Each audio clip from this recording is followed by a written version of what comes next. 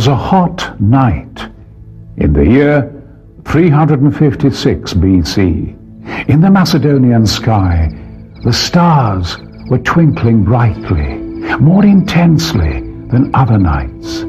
It was as if mystical voices whispered by the breeze spoke of the mysterious powers that would accompany the child of Macedonia, who would be born at dawn the following day. The great hour of a great day had arrived. Alexander was born in Macedonia, a man chosen by destiny to change the history of the world. In the year that Alexander was born, a political commentator, Isocrates, addressed the crowd of Greek-speaking peoples, saying, "Greece is suffering from war, revolutions, massacres, and innumerable hardships. This terrible social decline was the result of an entire century of civil wars between city-states and internal conflicts within these cities." During that period, Plato creates the swan song of his dialogues, the famous Lauds. In it, the great sage, deeply distressed by the civil wars, describes the ideal city-state in the belief that this would contribute to reconciliation of the states. Right up to the last moment of his life, he saw before him a vision of reconciliation which never came. At the heart of this turbulent time, Alexander came into the world, the son of Philip II, King of Macedonia. Since then, hundreds of volumes of books have been written about Alexander. After 2,400 years, he continues to exemplify worldwide the young conqueror who, within the space of 13 years, managed to change the course of world history. His victories against Greece's enemies established him as a mortal demigod who surpassed the bounds of legend and the bounds of history itself. There were two main people who played an important role in shaping the spirit and intellect of Alexander the Great: his mother, Olympias, and his wise teacher, Aristotle. Philip of Macedon first met Olympias in Samothrace, where he had gone to be initiated into the Cambarian mysteries. The king of the Macedonians was greatly impressed not only by the beauty of Princess Olympias of the royal house of Molossia, but also by her dedication to the ceremony of the mysteries.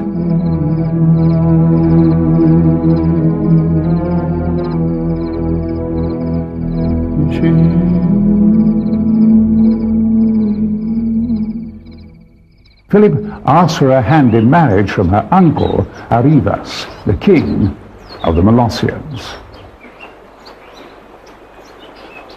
Olympias had an explosive temperament. She was profoundly religious, sacrificing to the Olympian gods and supervising the rituals of the mysteries in which she was involved. She would sit for hours and hours with her son Alexander, telling him about the secret cult rites of the Cambarian mysteries.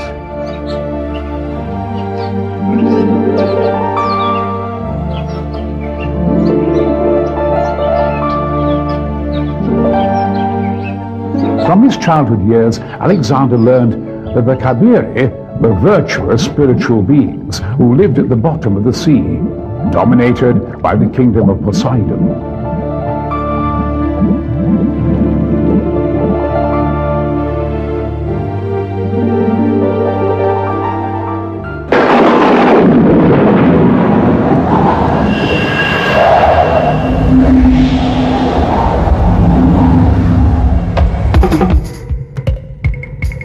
The Kabiri knew the secrets of fire.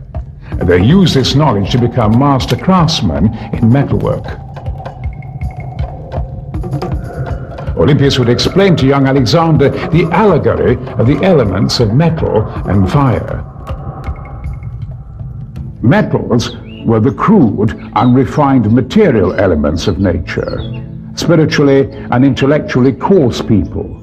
Fire was the spiritual light, that which penetrates cosmic matter and the human body, that which reaches the inner sanctum of the soul and the mind, to raise them up to the heavenly spheres, to the brink of the perfect spiritual and intellectual form. You too must lock inside your soul the greatness of the Kabiri, Olympias would urge Alexander. Orpheus, Hercules, Jason, Odysseus, Agamemnon, your father Philip, all the great men of the world were initiated into the Camberian mysteries.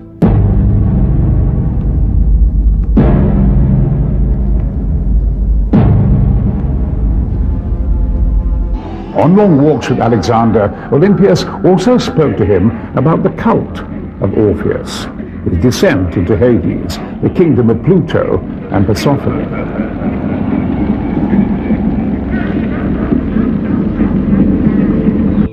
The soul-stirring myth of Dionysus, who brought Persephone back to life with a kiss, the awakening of the soul from the darkness to the light, the miracle of love, and the unique Orphic songs were for him the paths leading to divinity. Olympias also taught Alexander the mysteries of the Orphic theogony, the cosmic egg,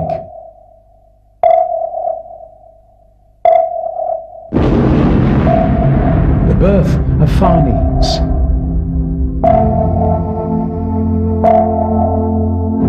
the divine light that sparked from ether to spread throughout the world, the creation of the Titanic sin, the revenge of the Titans on the divine form of Dionysus, the death of Dionysus, the lament of the forces of darkness,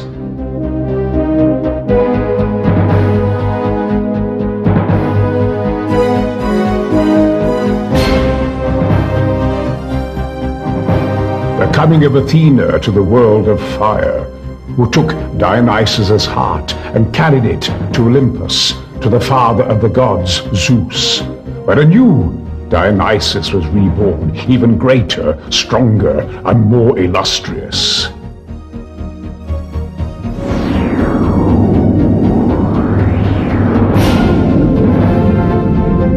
From his childhood years, Alexander learned to be pious and just, to excel in every kind of spiritual development. He had to be able to submit to the will of the gods, the mystical depths of invocations to the gods, and his realization that the most moral thing is the best shed the divine light of godliness on his soul, which passionately sought to identify with the very soul of the gods. This created within him the aspiration to unite men with divinity itself. From a very young age, he believed that man was part of the gods and could be deified as an individual who seeks to become part of universal divinity.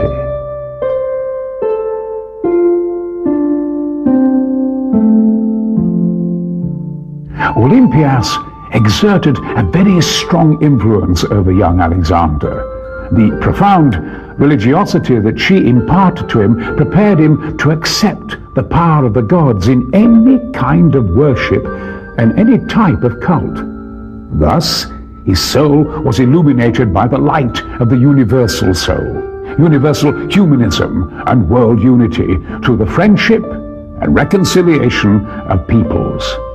Alexander's adoration for his mother was well known throughout the kingdom of Macedonia. Once he had said, "One of my mother's tears cancels out all the innumerable accusations contained in the letters of the supervisor Antipatros."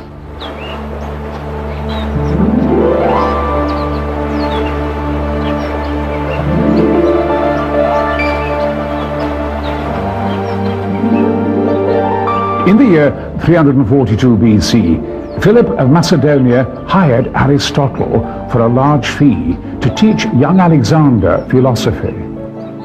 Their lessons and discussions on topics of a very high intellectual level usually took place outside of the sanctuary of the nymphs near Mysa, a beautiful place with caves in rocks. Since the time of Plutarch, it has been considered a very impressive sight. The great sage would talk for hours to young Alexander, who listened to his teacher's scientific views and advice with the profoundest respect, attention and admiration. The influence exerted by Aristotle on Alexander's mind and soul was enormous. The eager student was initiated into esoteric secrets and the natural events of cosmology, geography, botany, zoology, and medicine.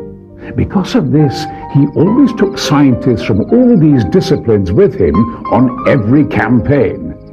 His eyes open wide with awe and admiration, young Alexander listened carefully to Aristotle's discourses on logic, metaphysics, types of poetry, the importance of politics on a local and universal level, and above all, the nature of the soul and its essence.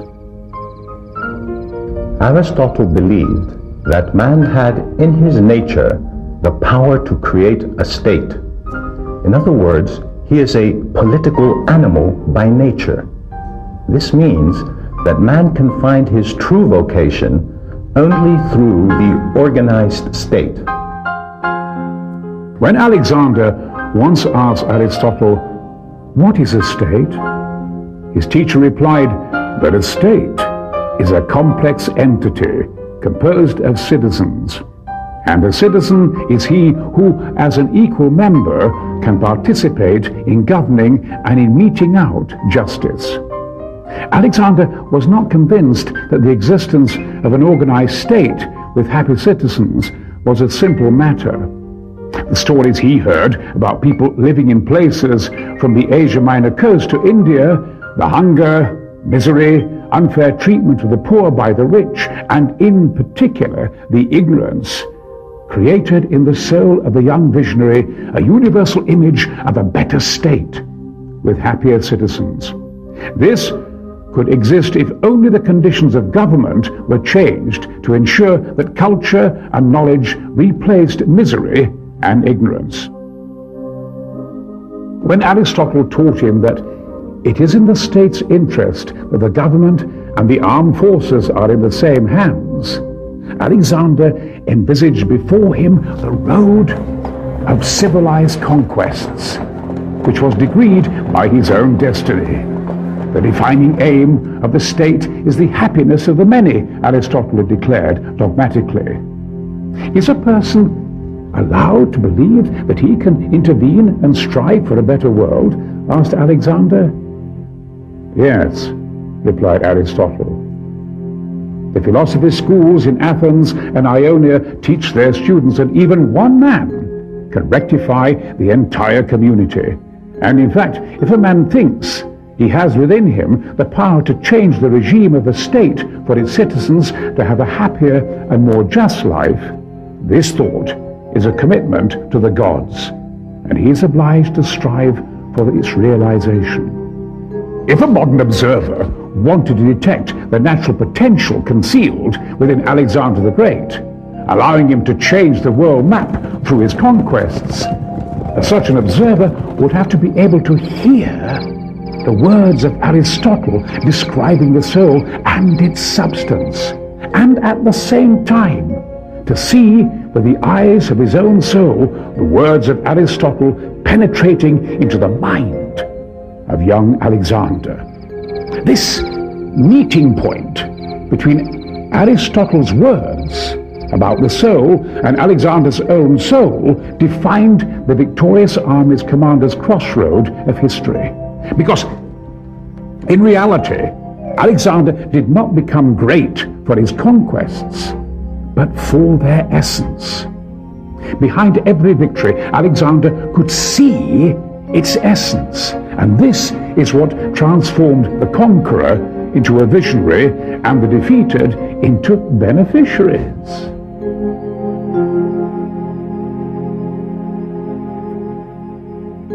Aristotle taught Alexander that his every move in space and time should never be based on chance. Since everything has an aim, man must strive to realize that aim. During a battle, he who instigates the movement must have defined from the very outset the main aim of the attack or the resistance and its essence, which constitute the why and the because of the battle. Alexander had to be able to see everything in his life through its esoteric essence.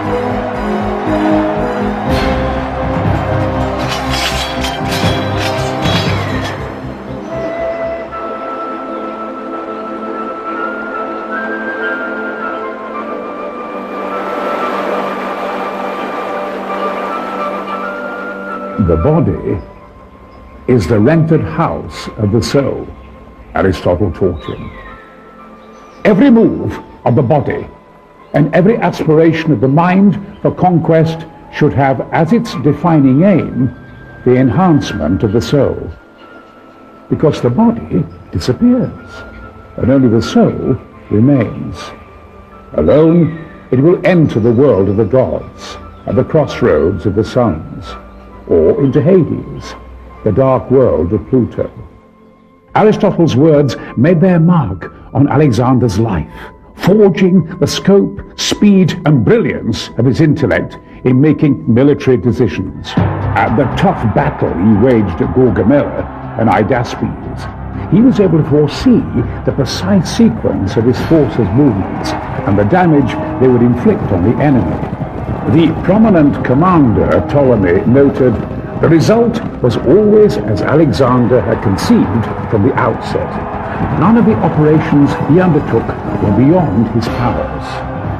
Arrianus also wrote, "Alexander had the wonderful power of seizing the right movement, even when the situation looked nebulous."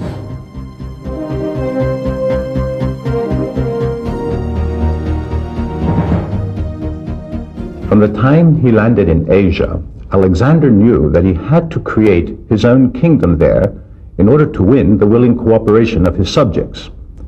The training began with young children from Sardis who would become soldiers in his kingdom. His sagacity was demonstrated in the development of the rivers, the Indus, the Tigris, and the Euphrates. In his mind, he immediately transformed them into floating roadways for trade, and he organized a new system of irrigation in Mesopotamia.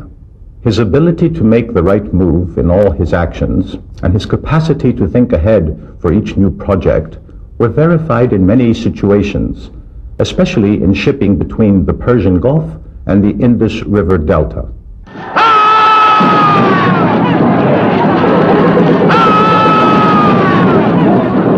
Alexander grew up in a kingdom that was continually at war, concealing within the depths of his soul a hero who had to disregard any kind of danger. He was always in the forefront of battle.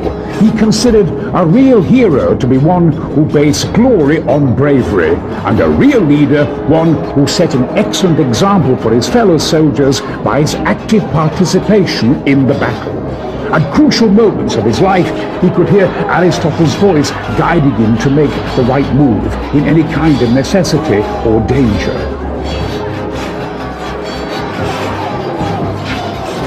The Aristotelian model heroes, which Alexander had to imitate in his life, not only to reach their level, but to surpass them, were Philip, Kairos, Hercules, and Dionysus. At this point, Arrianus writes, if he had added Europe to Asia, he would have been competing with himself, because there was no rival. Aristotle had taught Alexander that in order to discover which was the supreme value, he should compare at least two values to ascertain the better one.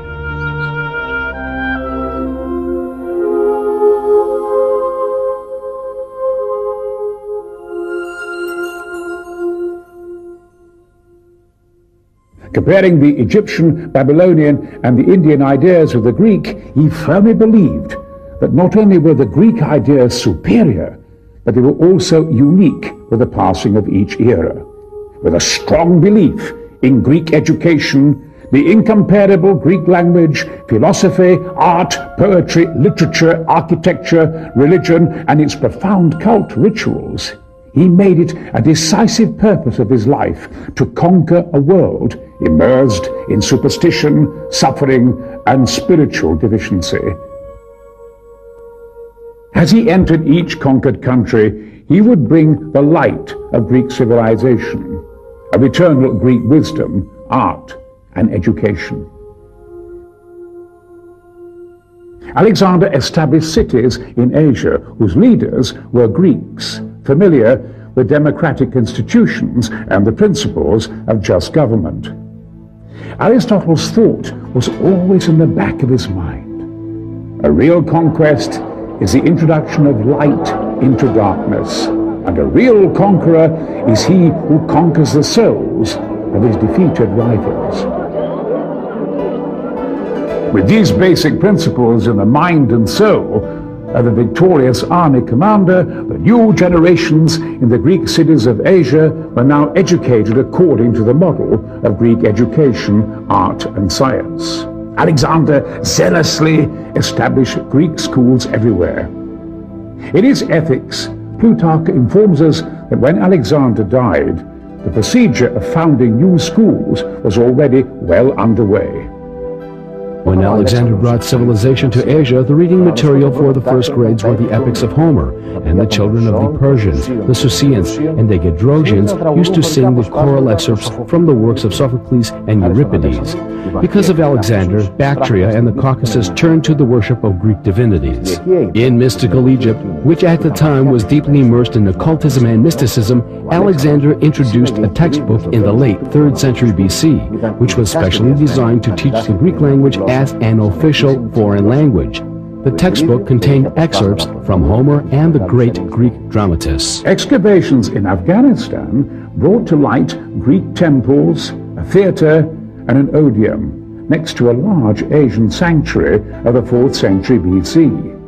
Modern-day views of Alexander the Great underline his major role as a bearer of Greek civilization, whose influence in education left its mark on the people, particularly of Eastern countries, right up to the present day. Alexander had profound faith in the traditional Macedonian religion. Every day his thoughts were devoted to God, and he performed sacrifices under both normal and difficult conditions, even when he was ill. Every one of his successes and every element of his existence he believed were owed to the grace of the gods. In their honor, he organized festivities with extraordinary magnificence. Like Pindar, he believed in the presence of the Olympian gods in the world and in the superhuman feats of the legendary heroes Hercules and Achilles, whom he considered his ancestors. At the supreme moment of cult worship, Olympias would appear before his eyes when she spoke to him as a child about the Kabirian mysteries. From his childhood memories, he had retained as an eternal concept that the deities demonstrated their will through natural phenomena, through the oracles and prophecies expressed by divinely inspired men and women. If a modern-day observer were to take an imaginary journey through the mind of Alexander the Great, with the aim of discovering the deepest essence of this incredible man, unique in world history, you could arrive at some new conclusions about the authenticity of his personality and his spiritual feelings. Let's begin with the religious Alexander.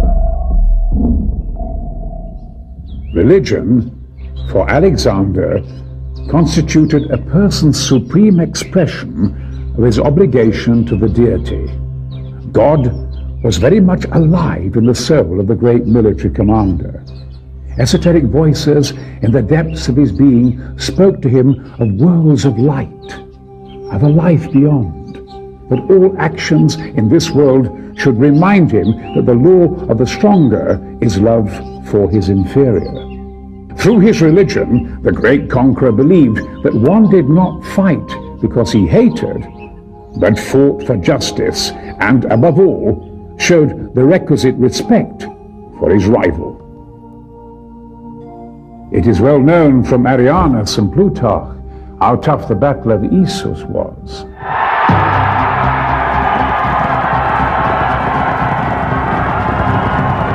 The confrontation between the forces of Alexander and those of Darius ended with the victory of Alexander.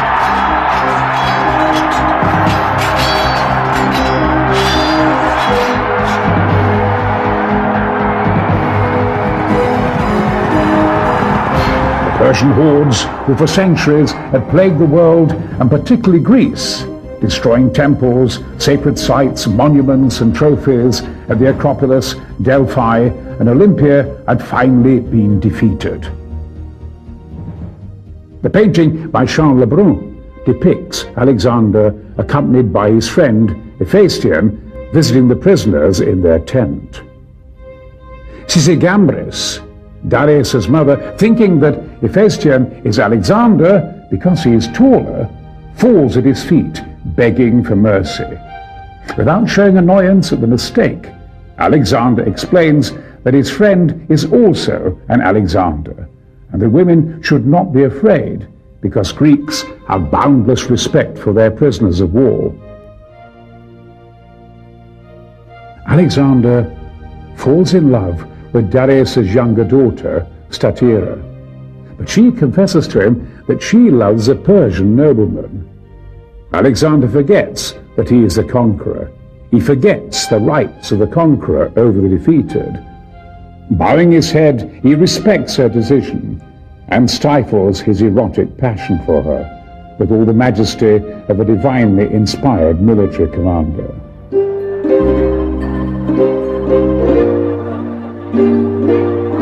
In 324 BC, at a major symposium, attended by 9,000 officers and elders from all the tribes he had conquered, Alexander swore an oath, which he himself had written, demonstrating his magnanimity, his unbiased love for friend and foe, and his faith in the religious ideal and his worship of God. Παιδιά, εύχομαι στην υγεία σας.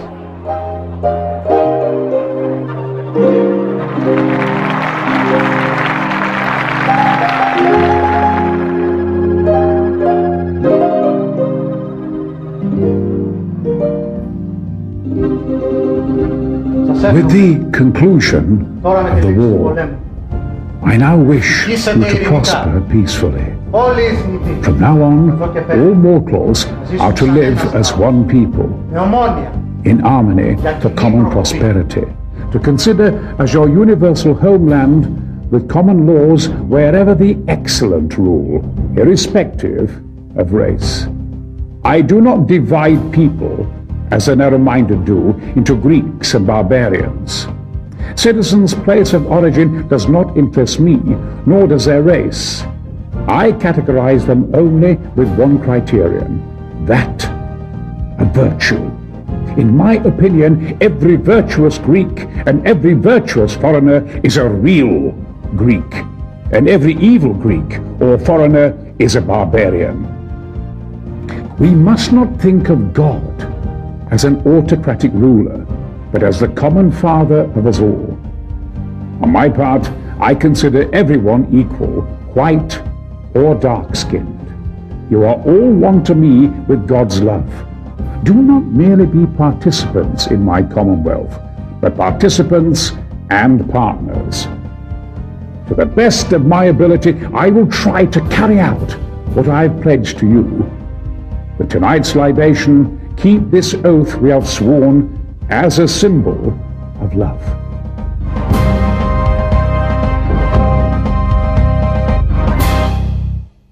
Following the conquest of Gaza, Alexander led his troops towards the city of Jerusalem. The high priest Iardas was overcome by fear and concern about the behavior of the Macedonians and ordered the people to pray and beg God to save the nation. When the high priest went to sleep after the sacrifice, he heard the voice of God, who told him not to fear. Instead, the city was to be adorned with garlands, the gates were to be opened wide, and the people, dressed in white, were to welcome Alexander. When the high priest woke up, he told everyone of the prophecy and did everything he saw in his dream.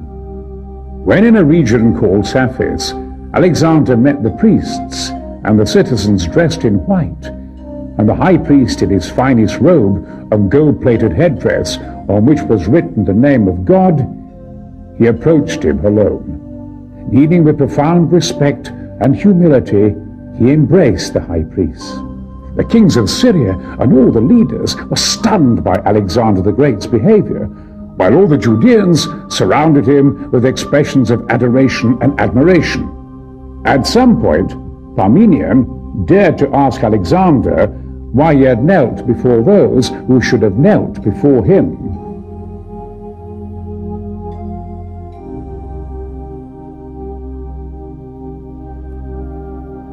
Alexander, his face illuminated by a divine ecstasy, replied, "I did not kneel before the high priest. I knelt before God himself in the person of his representative, the high priest, whom I had seen in my sleep, dressed just as he is now when I was in Dion in Macedonia." Once more, Alexander, with his profound belief in the religious ideal and in the complete knowledge that he could reach God only through magnanimity and humility, showed that the conquest of Jerusalem and any other city was an act ordained by God, who was guiding his steps at every moment of his life.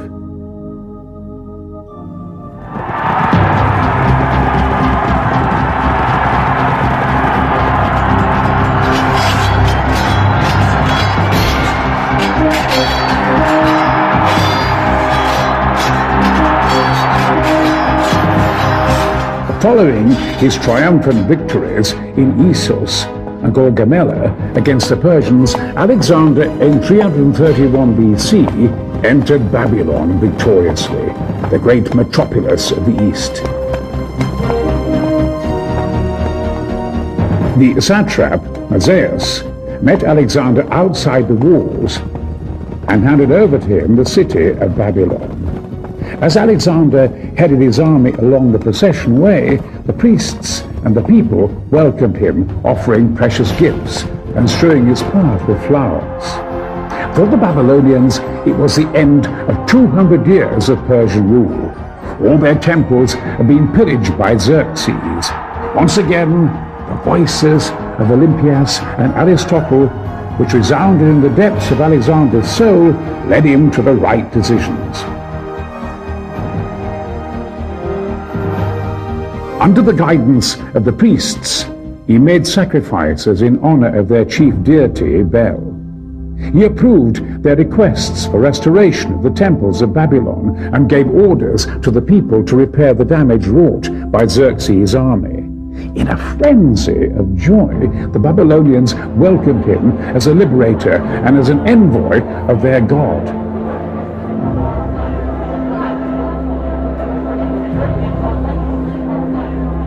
Alexander appointed the Persian Mazaeus as political administrator and satrap.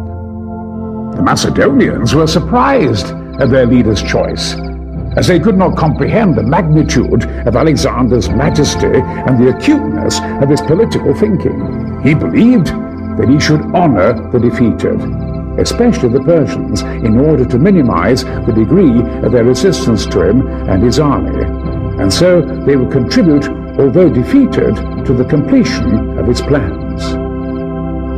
In a letter to Darius, Alexander wrote, "I honor in a manner worthy of their status the Persians who distinguish themselves." And when the Persian Mithrin handed over Sardis without resistance, Alexander appointed him satrap of Armenia.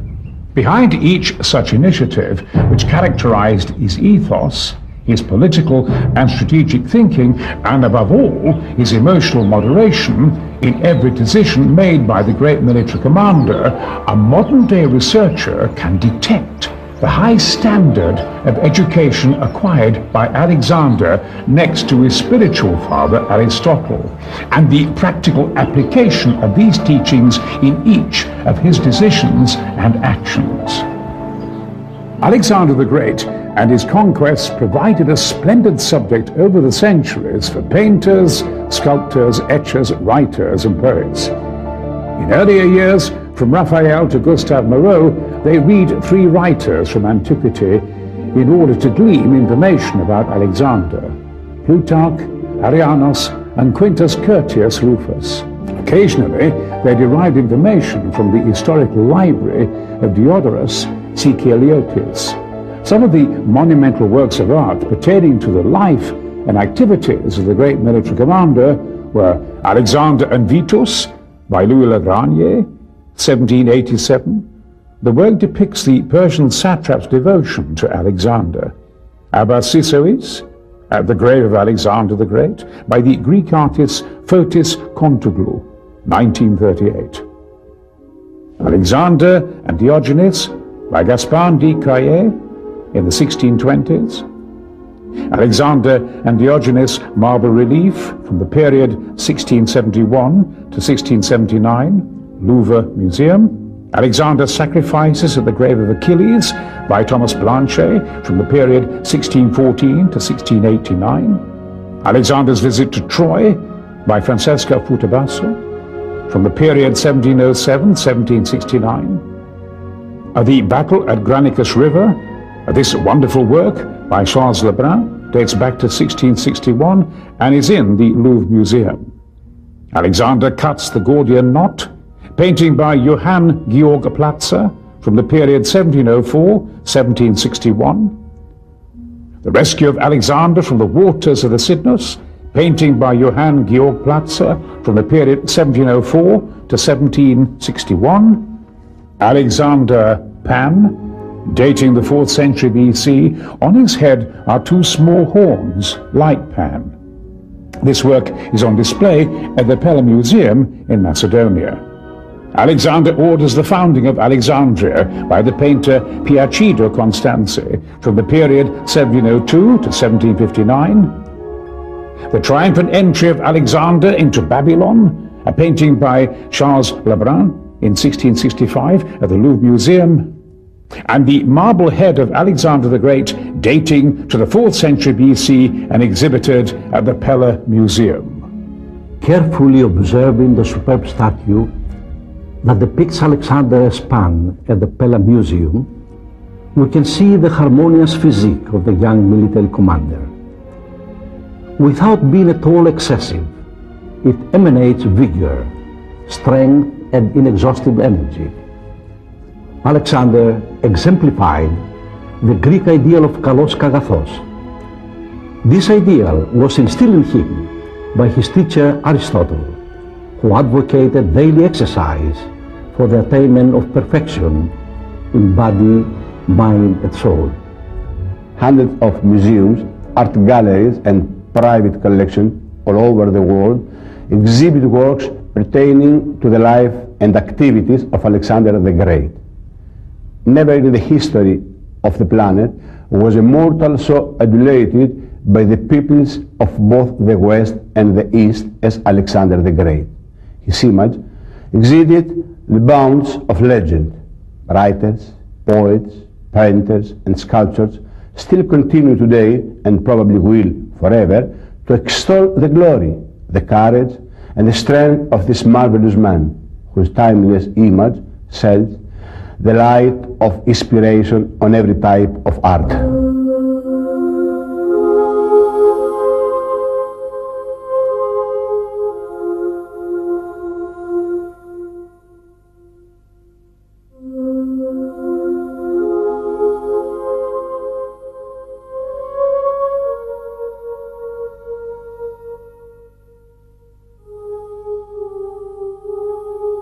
In 332 BC, Alexander arrived in Egypt, which resembled a vast cemetery, torched, pillaged, and destroyed by the hordes of Cambyses and Ocon.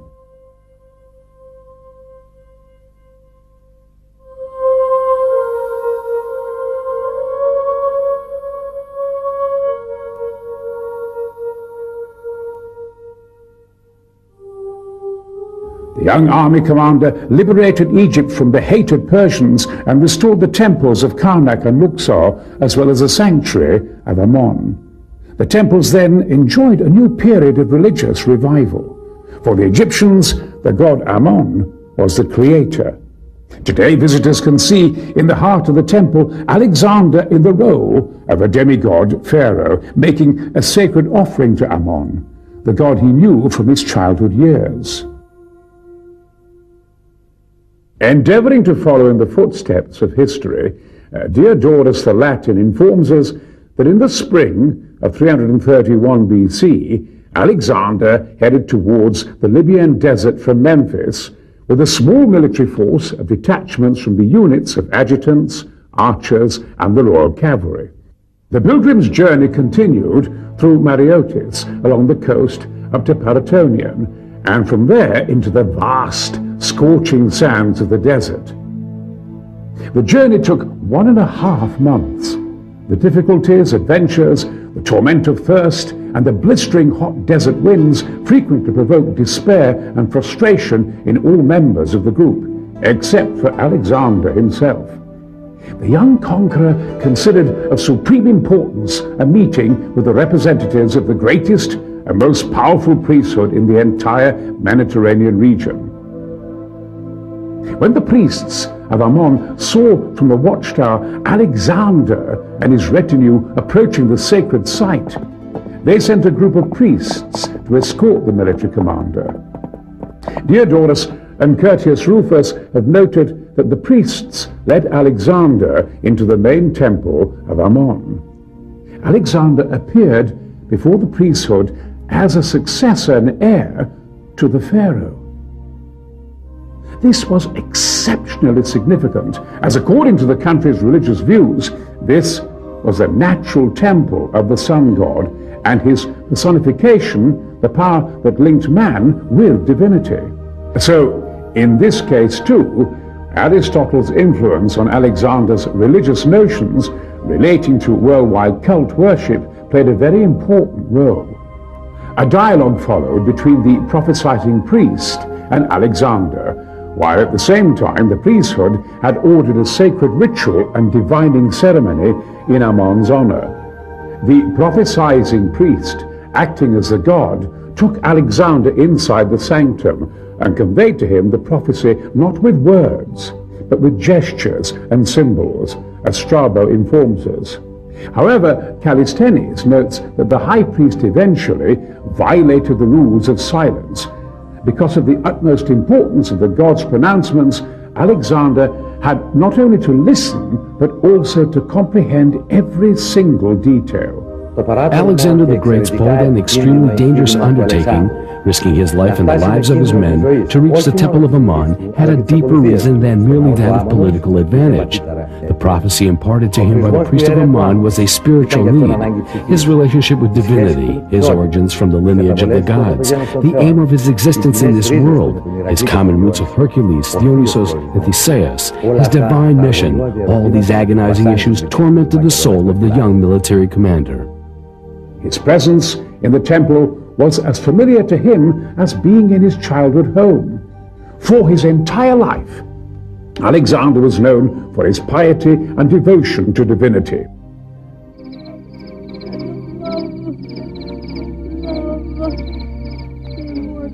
Right up to his death, he could never liberate himself from that unconquerable power which impelled him constantly towards the altars and temples of the gods. No one has ever learned what exactly was said between the priests of Ammon and Alexander. However, when he emerged hours later on the portico of the temple gardens and his men saw him from afar, they all felt that they beheld before them a different Alexander. An Alexander who did not seem to be touching the ground, serene, calm, and bathed in the luminous aura of a divine light. The great man of history had embraced his roots. He had seen the non-visible. He had communicated with the light. He had heard the inexpressible and had been persuaded of his divine origin. After his profound experience at the Temple of Ammon, Alexander and his army went east and arrived at today's Afghanistan. Subsequently, in Pakistan, he waged a terrible battle with the fearful war elephants, winning a marvelous victory.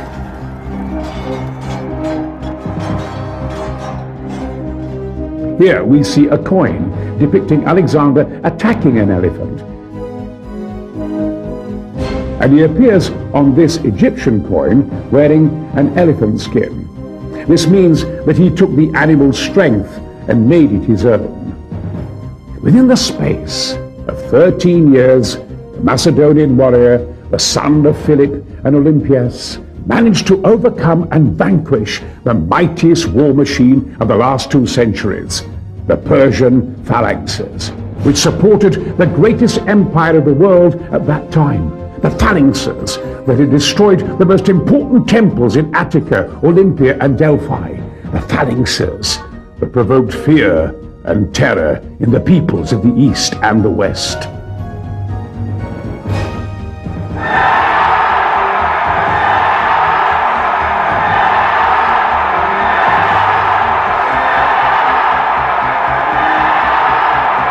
Alexander changed the course of world history. Macedonia basked in the glory of his dominance, and his people, in a frenzy of enthusiasm for their young leader, were ready to deify him.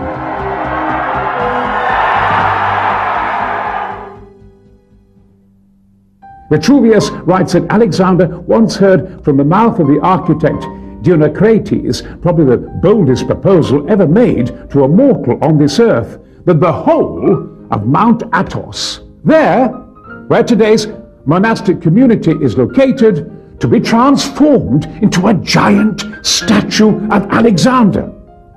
As we can see in this etching by Johann Fischer, 1656 to 1723, Mount Athos has taken the shape of a giant Alexander, who holds a town of 10,000 inhabitants in his left hand, and in the right hand a receptacle holding the waters of the mountain's rivers, which then flow down to the sea in the isthmus opened by Xerxes. Alexander listened carefully, awed by Dinocrates' daring proposal, but he considered that accepting the creation of such a colossal structure would be far too ambitious and extreme. It could be regarded in the future as an arrogant monument, representing self-deification and disrespect towards the gods. The reason given for his refusal, which impressed Dinocrates and his advisors, was that there was not sufficient cultivatable land at Mount Athos. However, within him, Aristotle's teachings were uppermost. His great teacher's voice sent a message to the depths of Alexander's soul that he must try, as a mortal, to reach the heights where he can see the gods, but should never try to equate himself with them. It was a hot day in May, in 323 BC in Babylon.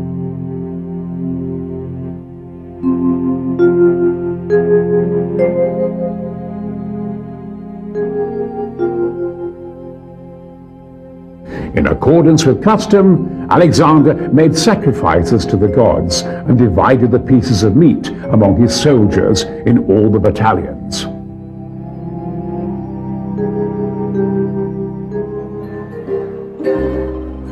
Later, he dined, drank, and conversed with his friends until late at night.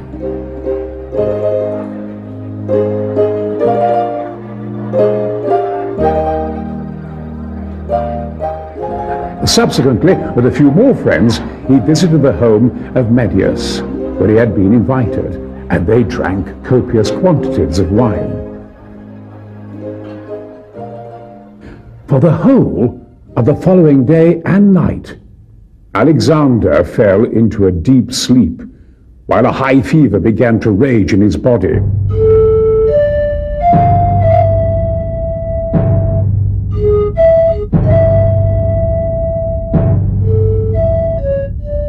On the third day, despite the fever, which blurred his gaze and made the world appear to swirl around him, he asked to be carried in his bed to the altar in order to perform a sacrifice. His profound faith and desire to be close to the gods was stronger than any physical weakness that plagued his body.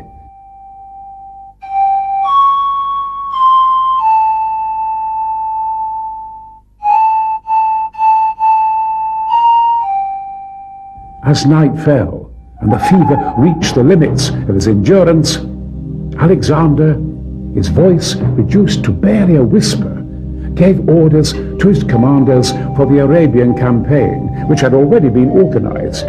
Plutarch tells us that Alexander went on like this from day to day as his strength gradually seeped away.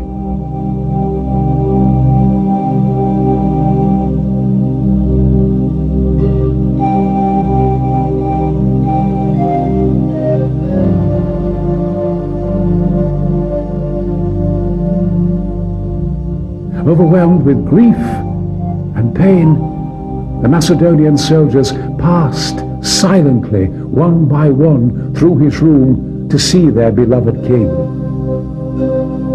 Alexander, his eyesight failing as the fever took its toll, would raise his hand with great difficulty in a gesture of final farewell, inclining his head slightly.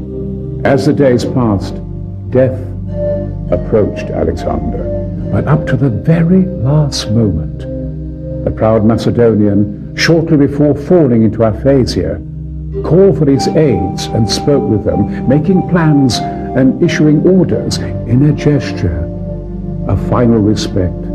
Outside the chamber in which their king was dying, his soldiers, who worshipped him like a god, counted down the hours of life for the man who had led them for 13 years from one glorious victory to another.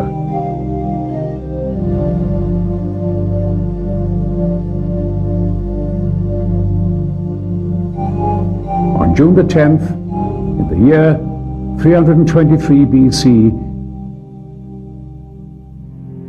Alexander the Great closed his eyes forever.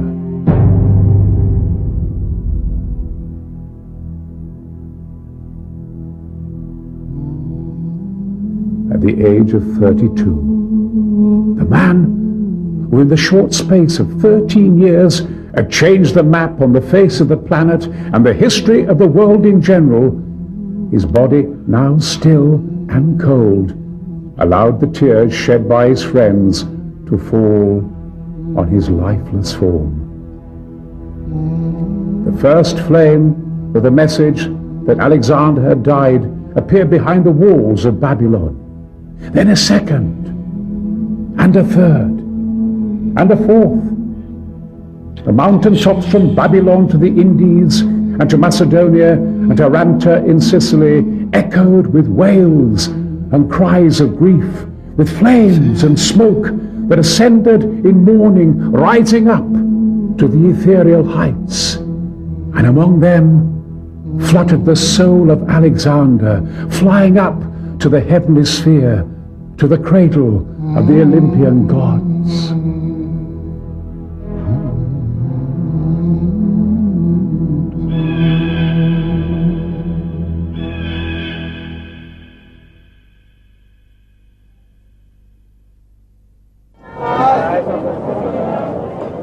The most fascinating question for the scientific community today is, where is the dead body, the mummy of Alexander the Great? A Greek archaeologist, Liana Souvagi, has worked intensively in the Sivar Desert in the past few years. She passionately believes that Alexander, according also to the stories told by local inhabitants, is buried here under the hot desert sand near the temple of Ammon Zeus. That Alexander is buried in Sion, I am very positive. The world media has shown tremendous interest in Liana Souvagi's research in the Egyptian desert, Sivar. In contrast, Greek archaeologists have been more cautious and reserved about the site of the excavations. Despite the Greek reservations, Liana Souvalji and her colleagues continued the research, convinced that the Sivar Desert conceals the body of Alexander the Great in its scorching embrace.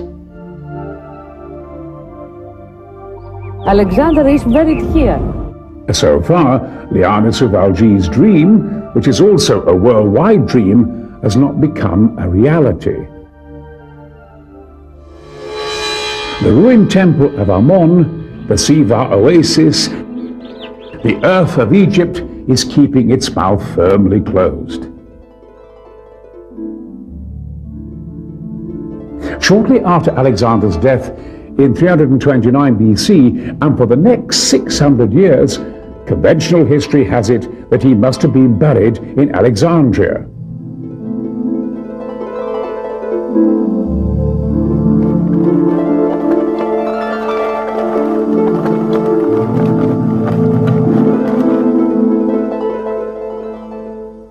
However, speculation is growing in research circles about the discovery of the grave. If one considers that today's Alexandria, that modern, lively city, is built over the ancient town which lies deep in the earth. Over 100 years ago, Egyptian archaeologists found a real labyrinth of burial chambers. It was an accidental discovery after a donkey fell into a hole together with the cart it was pulling. Optimism that Alexander's burial site may have been found later gave way to pessimism. The labyrinth of underground passages were Roman catacombs which were being used since the time that traces of Alexander disappeared.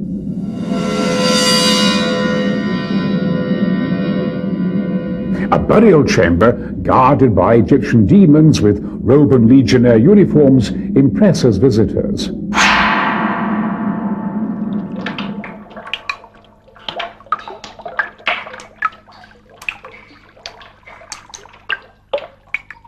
However, once again, Alexander's grave was not found, hidden in the murky darkness of the past.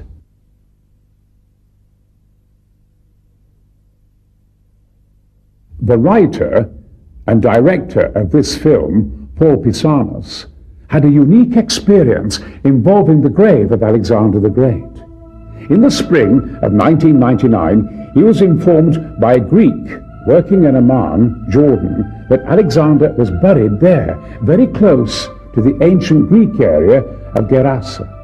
Paul's surprise was even greater when he was told that he could see Alexander's grave and film it if he paid the sum of $150,000. Paul traveled to Amman and met with the people who assured him that they could lead him to the person who knew the secret of the grave.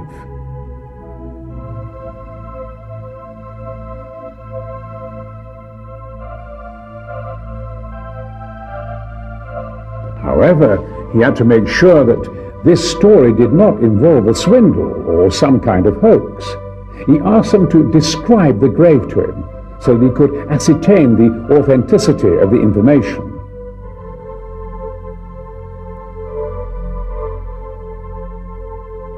A white-haired, well-dressed Jordanian with a serious appearance, speaking fluent English and giving only his first name, gave him a great deal of information, which Paul noted in meticulous detail.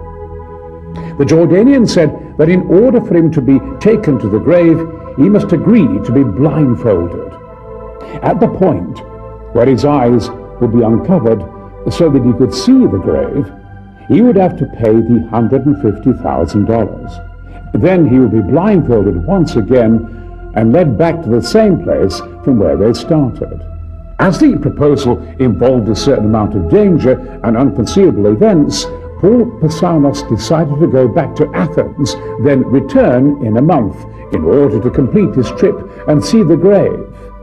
In conversations Paul had in Athens with archaeologist Rania Chagari, professor of Aristotelian philosophy Dr. Stanley Sfikas, and other distinguished experts, he sought to ascertain whether the information he had been given by the Jordanian was scientifically sound. Some of the main questions that Paul asked his associates were the following. Was the sarcophagus containing Alexander's mummy crystal? Was it deep blue in color on top and have transparent white crystal at the sides, so one could see the mummy of Alexander? Was the sarcophagus filled with a strange liquid that covered Alexander's entire body? Are there historical or other references to this liquid? When Alexander's body was moved from Babylon to Alexandria or somewhere else, was the marble council table, together with his throne and the seats of his 12 aides, taken with it? Could Alexander's half-brother Aridaeus, who moved his body 2 years after his death, have changed the body for another? At the Syrian border, could he have handed over the false body of Alexander to Ptolemy and buried the real Alexander in secret catacombs under Amman? Archaeologist Rania Sagari expressed the view that the crystal sarcophagus could have been the real thing and that the council table and the throne and chairs could have accompanied Alexander's body in a special carriage. But Dr. Svikas stated that such information does not exist in the writings of Arrianus, Plutarch, or Rufus, so they have no scientific authenticity. However, the turbulent era in which Alexander died and the conflicts of those who remained behind do not rule out the possibility of an eccentric plot to replace Alexander's body with another and bury it elsewhere. The white-haired Jordanian had also divulged another amazing piece of information to Paul, the scientific validity of which he wanted to check. He claimed that the entrance of the chamber at the end of the gallery, where Alexander was buried, had a magnetic field, preventing the entry of visitors to the site of the sarcophagus.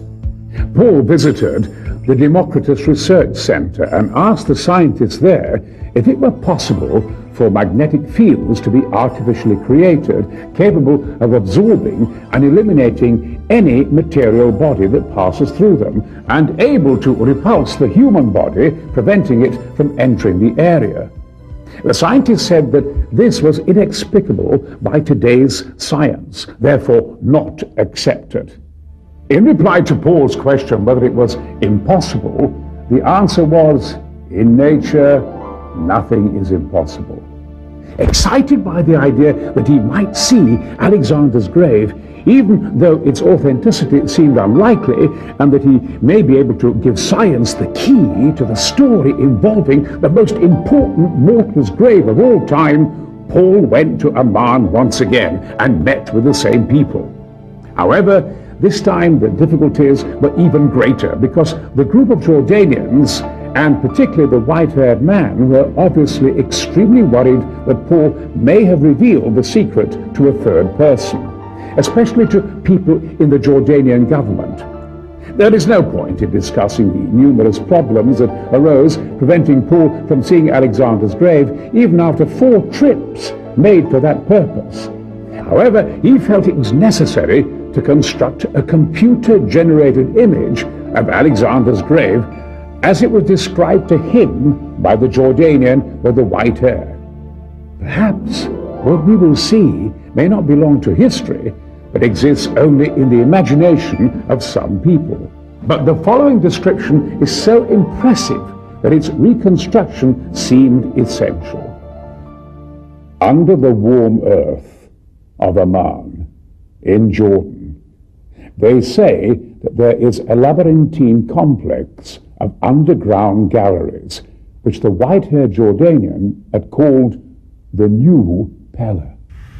Most of these galleries have an unusual communications network with stone or marble doors which open vertically like garage doors and not like ordinary ones.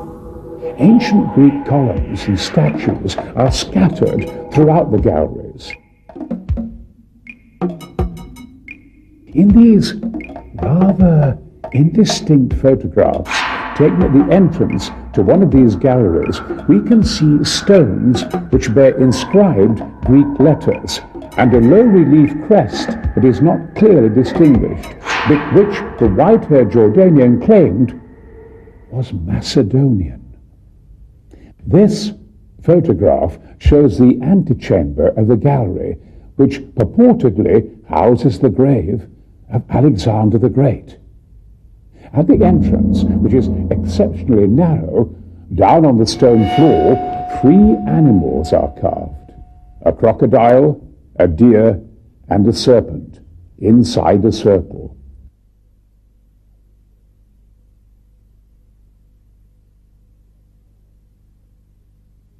To the left of the entrance, chiseled into the rock, is the head of an African woman.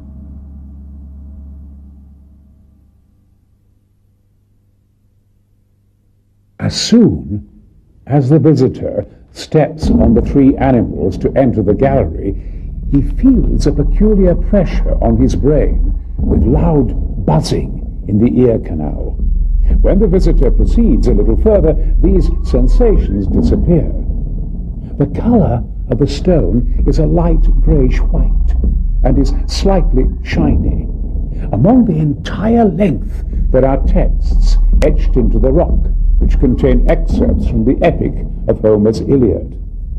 The shape of the cavern is similar to a worm, or the letter S. After the first 6 meters from the entrance, we see quite a large opening to the left and right, which could be likened to the swollen belly of a worm. On the left are 6 small stone seats, with a stone bench in front, while on the right there is only 1 stone bench.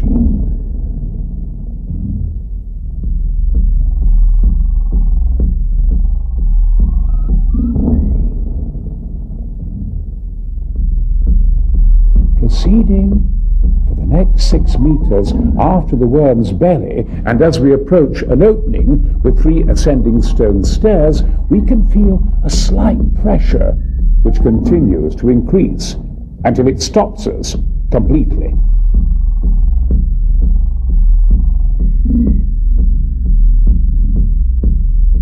The white-haired Jordanian called this pressure an obstruction and maintained that if we continue, it will kill us or will throw us violently backwards. From the point where the pressure is slight, according to the Jordanian, we can see a circular chamber behind the opening with a magnetic field. This chamber could be likened to the huge round head of the worm. On the left is the sarcophagus of Alexander. The mummy is wrapped in a shroud, like the Egyptian type, but the head is left free. The sarcophagus is made of crystal, which is deep blue on the upper surface, while the sides are transparent white. The Jordanian noted that the mummy appeared to be covered by a strange liquid, completely still. Perhaps it is not liquid, but something else, he said at some point. On the sarcophagus lie Alexander's sword, shield, and Macedonian helmet.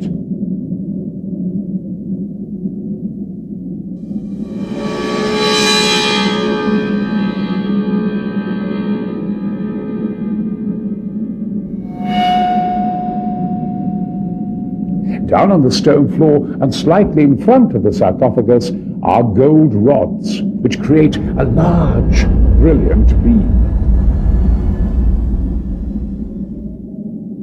In the background, exactly opposite the opening, is a half-open stone garage-type door, but one cannot see what lies behind it. Carved on the door is the head of Alexander and the inscription, "Alexander, King of the Macedonians."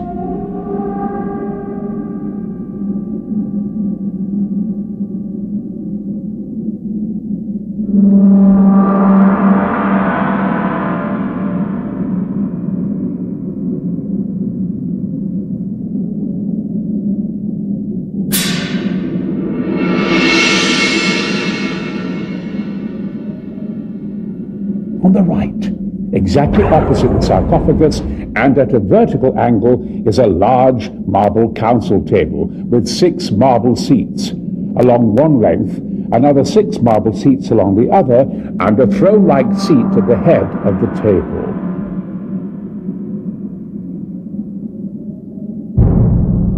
On the throne is a bird. The white-haired Jordanian said it symbolizes he who will come again.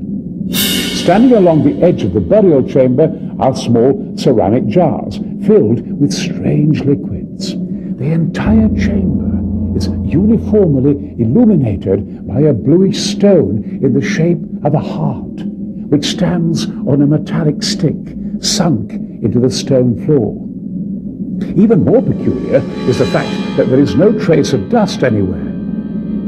The Jordanian maintained that in the spherical chamber of the sarcophagus, everything is sparkling clean.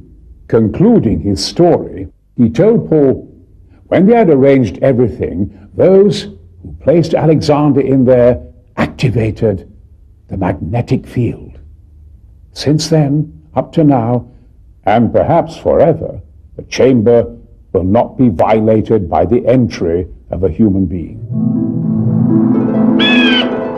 After his last visit to Amman, Paul, having collected as much information as he could, discussed once more with Dr. Svikas and Dr. Karayanis whether the story about Alexander's sarcophagus could be true. To the question that arose, how did the sarcophagus with the real Alexander find itself in Amman, and how did the false sarcophagus arrive with pomp and ceremony in Alexandria, Paul replied with the Jordanian's assertion that Aridaeus had made sure that the shrouded Alexander was replaced with another body shortly before the opulent royal carriage left to be pulled by 64 mules from Babylon to Alexandria. The Jordanian also claimed that Alexander's body did not remain in Babylon for 2 years, but for 4 years. And when Ptolemy of Egypt intercepted the carriage with the body of the false Alexander at the Syrian border to take it to Alexandria, the real body had already been transferred to Jordan.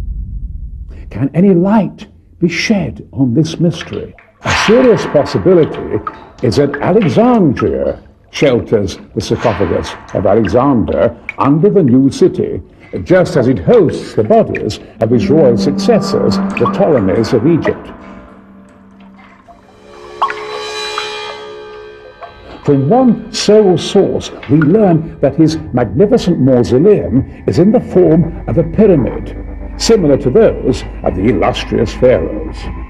Those who passionately seek the mummy of Alexander also say that the great secret is concealed under the mysterious graves of the Ptolemies. Other historical sources inform us that Alexander's sarcophagus was made of gold, just like the sarcophagus of Tutankhamun. However, when one of the Ptolemies needed money, he substituted it with a transparent one of crystal or alabaster. Perhaps this story could be connected with Alexander's crystal sarcophagus in Amman. Alexander's known sarcophagus was seen for the last time in 215 AD.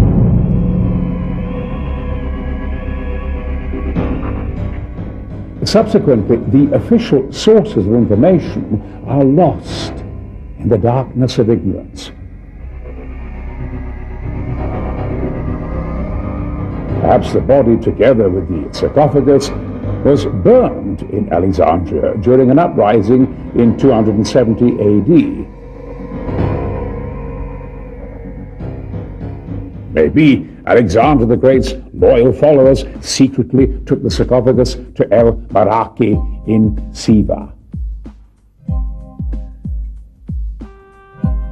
The more the pages of history are shrouded in mist, the more interest is aroused among international historians and archaeologists in finding the most legendary body of all time. Alexandria, Siva, Macedonia, Amman. Nothing can be ruled out. In between the probable and the improbable, God always places a query.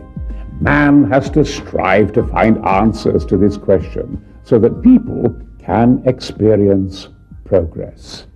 Behind Alexander the Great's every major thought or act, we must seek Aristotle. The young man had the opportunity to learn from the greatest scientist sage of the ancient world, who once told him, "The highest virtue of man involves the activity of the soul." Plutarch notes that Alexander fervently believed that a real king is one who conquers himself and not others. On every philosophical theory of Alexander's about man, the soul, and the world, Aristotle placed his own mark. It was he who planted in his student's soul that if he strives to conquer the peak will belong to him. In cultivating the soul, Alexander sought the peak.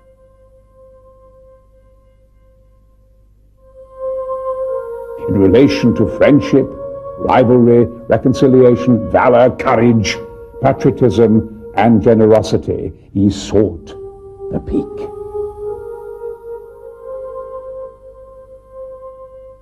In his visions, his planning, his conquest of cities and states, in the dispensation of justice, in the demeanor of victors towards the defeated, and in honoring the dead, Alexander sought the peak. Alexander the Great envisaged the society of the gods. He saw clearly before him Hercules, Theseus, Dionysus, Apollo, and Zeus. These ideals, the eternal ideals of the ancient world, activated within him the cosmic mechanism that united man with the divine.